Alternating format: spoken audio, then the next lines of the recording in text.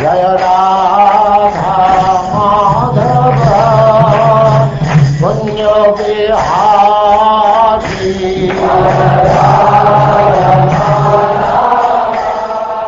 And now chapter 60. Lord Krishna teases Queen Rukmini.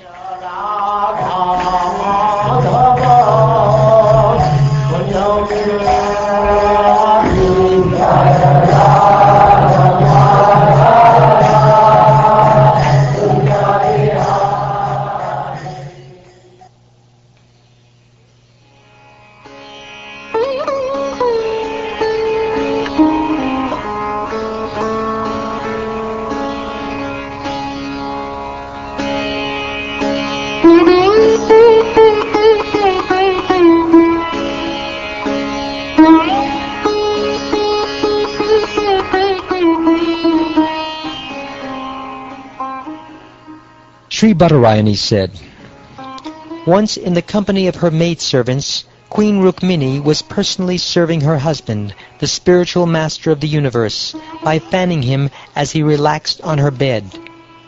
The unborn personality of Godhead, the supreme controller, who creates, maintains, and then devours this universe, simply as his play, took birth among the Yadus to preserve his own laws.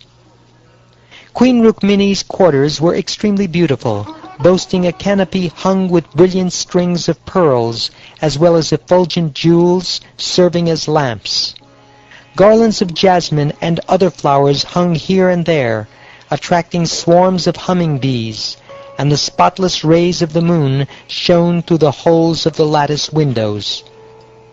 As agurug incense drifted out of the window holes, my dear king, the breeze wafting the scent of the Parijata grove carried the mood of a garden into the room. There the queen served her husband, the supreme lord of all the worlds, as he reclined upon an opulent pillow on her bed, which was as soft and as white as the foam of milk.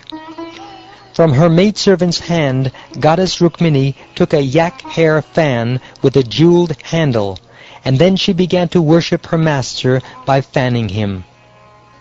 Her hand adorned with rings, bangles, and the chamara fan, Queen Rukmini looked resplendent standing near Lord Krishna.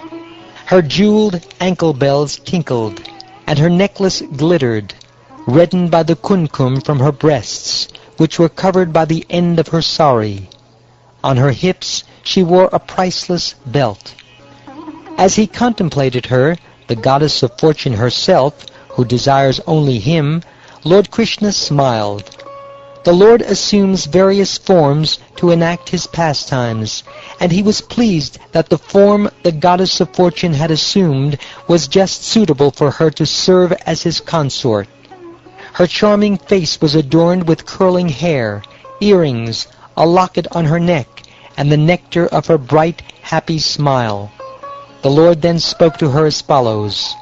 He said, "My dear princess, you are sought after by many kings as powerful as the rulers of planets. They were all abundantly endowed with political influence, wealth, beauty, generosity, and physical strength. Since your brother and father offered you to them, why did you reject the king of Chedi and all those other suitors who stood before you maddened by Cupid? Why instead did you choose us, who are not at all your equal? Terrified of these kings, O lovely-browed one, we took shelter in the ocean. We have become enemies of powerful men, and we practically abandoned our royal throne. O fine-browed lady, women are usually destined to suffer when they stay with men whose behavior is uncertain and who pursue a path not approved by society. We have no material possessions, and we are dear to those who similarly have nothing. Therefore, O slender one, the wealthy hardly ever worship me. Marriage and friendship are proper between two people who are equal in terms of their wealth, birth, influence, physical appearance, and capacity for good progeny, but never between a superior and an inferior. O Vaidarbhi, not being far-sighted, you didn't realize this, and therefore you chose us as your husband, even though we have no good qualities and are glorified only by deluded beggars. Now you should definitely accept a more suitable husband, a first-class man of the royal order who can help you achieve everything you want, both in this life and the next. Kings like Shishupal, Shalva, Jarasandha, and Dantavakra all hate me, O beautiful thighed one, and so does your elder brother Rukmi. It was to dispel the arrogance of these kings that I carried you away, my good woman, for they were blinded by the intoxication of power. My purpose was to curb the strength of the wicked. We care nothing for wives, children, and wealth. Always satisfied within ourselves, we do not work for body and home, but like a light, we merely witness.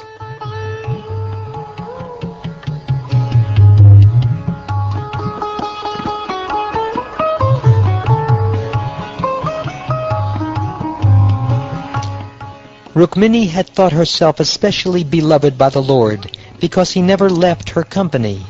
By saying these things to her, he vanquished her pride, and then he stopped speaking. Goddess Rukmini had never before heard such unpleasantries from her beloved, the Lord of universal rulers, and she became frightened. A tremor arose in her heart, and in terrible anxiety she began to cry. With her tender foot, effulgent with the reddish glow of her nails, she scratched the ground, and tears darkened by her eye makeup sprinkled her kumkum-reddened breasts. There she stood, face downward, her voice choked up by extreme sorrow. Rukmini's mind was overwhelmed with unhappiness, fear, and grief. Her bangles slipped from her hand, and her fan fell to the ground. In her bewilderment, she suddenly fainted, her hair scattering all about as her body fell to the ground like a plantain tree blown over by the wind. Seeing that his beloved was so bound to him in love that she could not understand the full meaning of his teasing, merciful Lord Krishna felt compassion for her. The Lord quickly got down from the bed. Manifesting 4 arms, he picked her up, gathered her hair, and caressed her face with his lotus hand.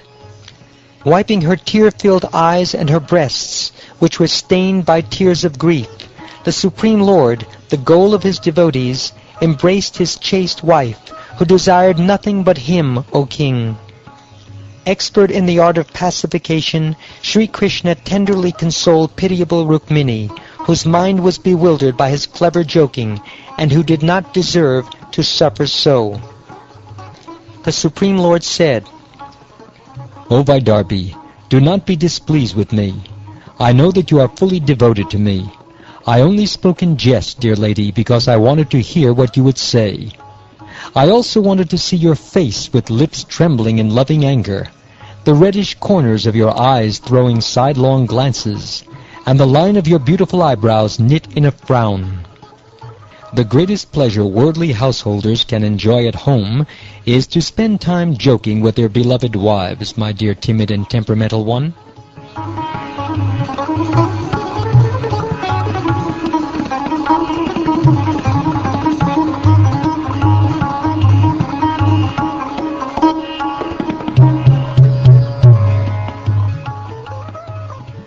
O king, Queen Vaidarbhi was fully pacified by the Supreme Personality of Godhead, and understood that his words had been spoken in jest.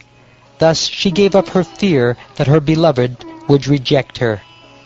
Smiling bashfully as she cast charming, affectionate glances upon the face of the Lord, the best of males, Rukmini spoke the following, O descendant of Bharat. Actually, what you have said is true, O lotus-eyed one. I am indeed unsuitable for the Almighty Personality of Godhead. What comparison is there between that Supreme Lord, who is master of the 3 primal deities, and who delights in his own glory, and myself, a woman of mundane qualities, whose feet are grasped by fools? Yes, my Lord Urukrama, you lay down within the ocean as if afraid of the material modes, and thus in pure consciousness you appear within the heart as the Supersoul. You are always battling against the foolish material senses, and indeed, even your servants reject the privilege of royal dominion, which leads to the blindness of ignorance. Your movements, inscrutable even for sages who relish the honey of your lotus feet, are certainly incomprehensible for human beings who behave like animals. And just as your activities are transcendental, O all-powerful Lord, so too are those of your followers. You possess nothing because there is nothing beyond you. Even the great enjoyers of tribute, Brahma and other demigods, pay tribute to you. Those who are blinded by their wealth and absorbed in gratifying their senses do not recognize you in the form of death. But to the gods, the enjoyers of tribute, you are the most dear as they are to you. You are the embodiment of all human goals and are yourself the final aim of life.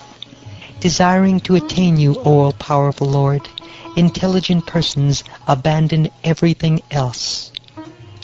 It is they who are worthy of your association, not men and women absorbed in the pleasure and grief resulting from their mutual lust.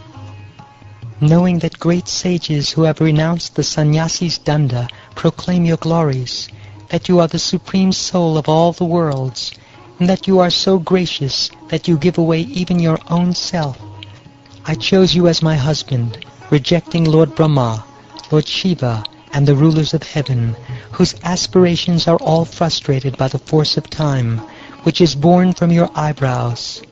What interest then could I have in any other suitors?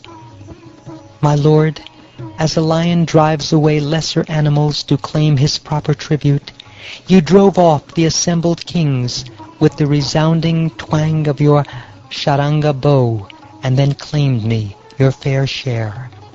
Thus it is sheer foolishness, my dear Gadagraja, for you to say you took shelter in the ocean out of fear of those kings. Wanting your association, the best of kings, Anga, Vainya, Jayanta, Nahusha, Gaya, and others, abandoned their absolute sovereignty and entered the forest to seek you out. How could those kings suffer frustration in this world, O lotus-eyed one? The aroma of your lotus feet, which is glorified by great saints, awards people liberation and is the abode of Goddess Lakshmi. What woman would take shelter of any other man after savoring that aroma? Since you are the abode of transcendental qualities, what mortal woman with the insight to distinguish her own true interest would disregard that fragrance and depend instead on someone who is always subject to terrible fear?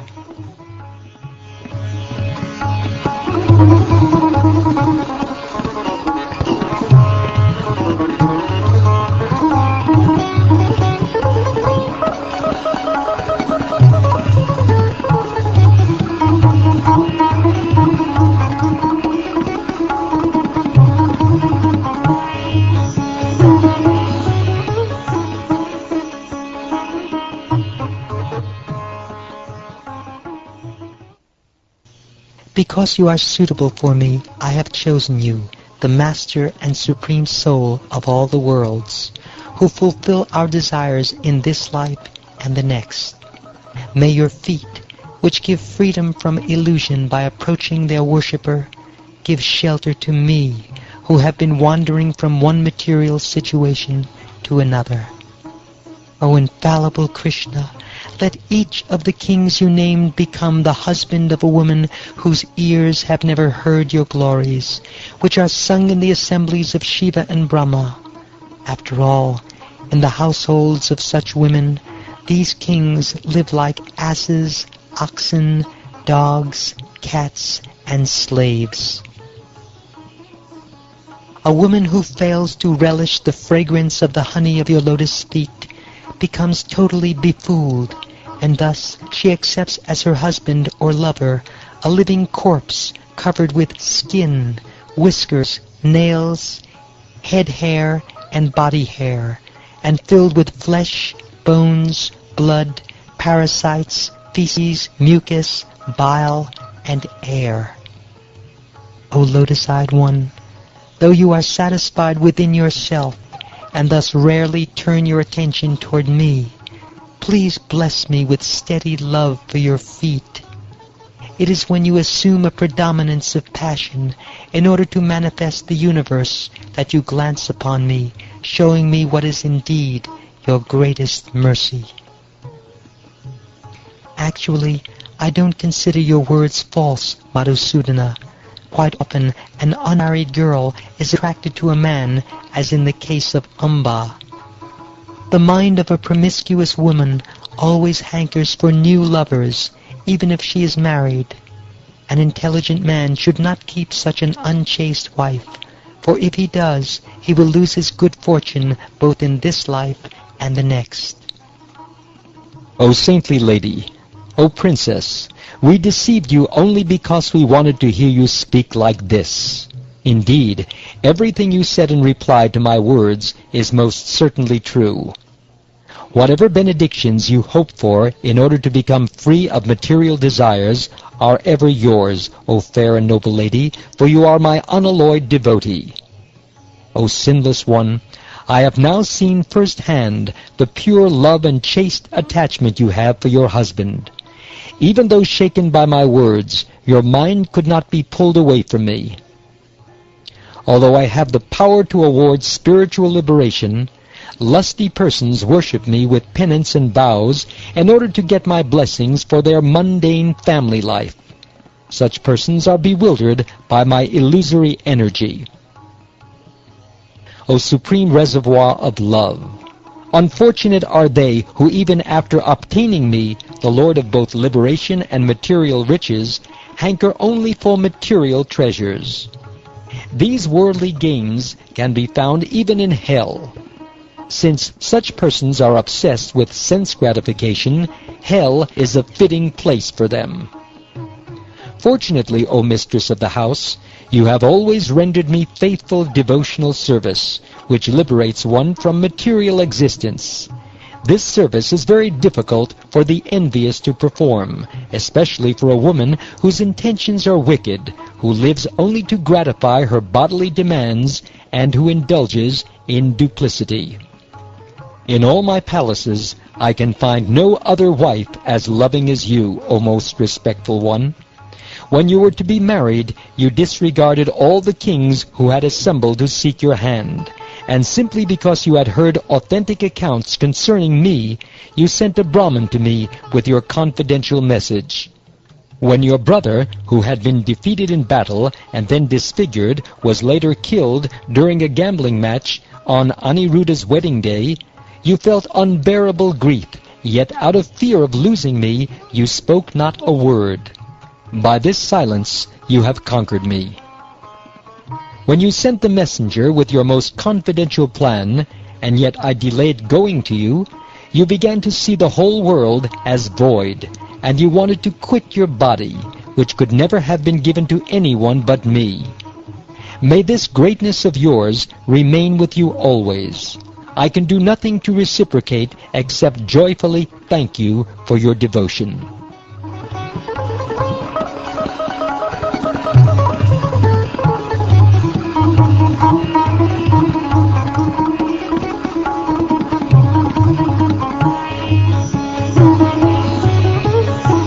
And so the self-satisfied Supreme Lord of the universe enjoyed with the goddess of fortune, engaging her in lovers' talks, and thus imitating the ways of human society. The Almighty Lord Hari, preceptor of all the worlds, similarly behaved like a conventional householder in the palaces of his other queens, performing the religious duties of a family man.